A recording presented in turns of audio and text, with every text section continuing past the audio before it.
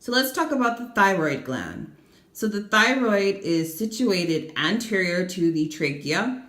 It is a butterfly shaped and it has two large lobes connected by a band of tissue called isthmus.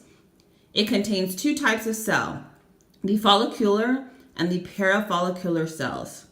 Each type of cell secretes a particular hormone. So your thyroid follicle. The thyroid gland is composed of many secretory cells or units called follicles. The cavity of each follicle is filled with a clear, viscous substance called colloid. Follicular cells secrete two hormones, your T3 and your T4. So the term thyroid hormones refers to T3 and T4. So what thyroid hormones T3 and T4 do? So thyroid hormones regulate all phases of metabolism. They increase the release of energy from carbs and fatty acids. They increase protein synthesis, and they determine the number of calories required to keep it running at rest.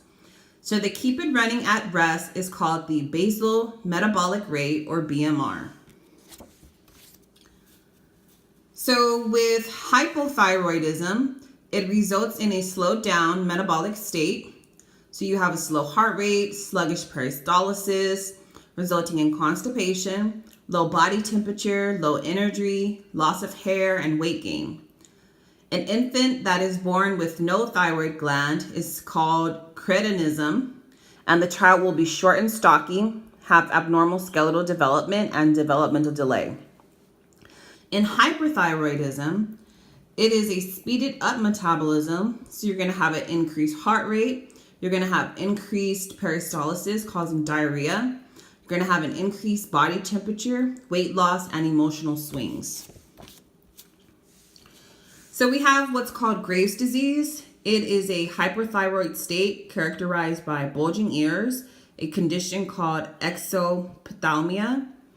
The eyes bulge forward because the fat pads behind the eyeball enlarge and push the eyeballs forward into the eye socket.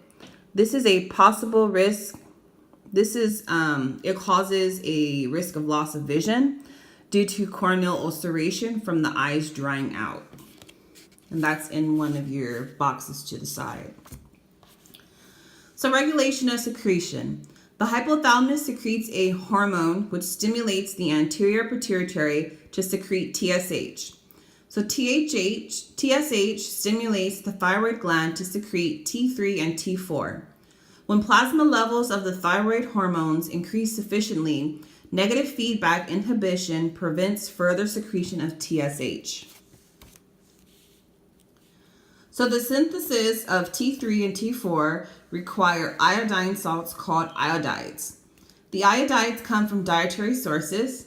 They are absorbed into the blood and are then actively pumped into the follicular cells of the thyroid gland, where they are used in the synthesis of the thyroid hormones. So T3 means there are 3 iodine atoms, and T4 means there are 4 iodine atoms. Iodine deficiency. So an iodine deficient diet, it causes the thyroid gland to enlarge. And in an iodine deficient state, the amount of T3 and T4 production decreases because iodine is necessary for the synthesis of thyroid hormones. So persistent stimulation of the thyroid gland by TSH causes an enlarged thyroid gland called a goiter. So let's rethink. Name the 2 thyroid hormones.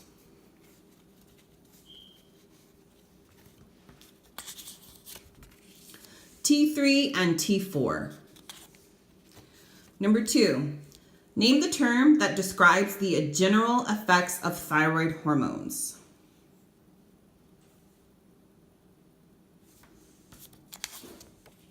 Metabolic rate. Remember, they affect our metabolism.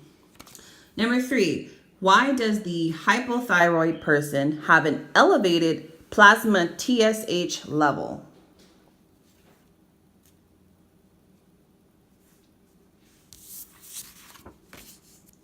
With insufficient iodine, thyroid hormones cannot be made in quantities great enough to shut off the secretion of TSH through negative feedback control. And number 4, why does an iodine deficient diet cause goiter formation?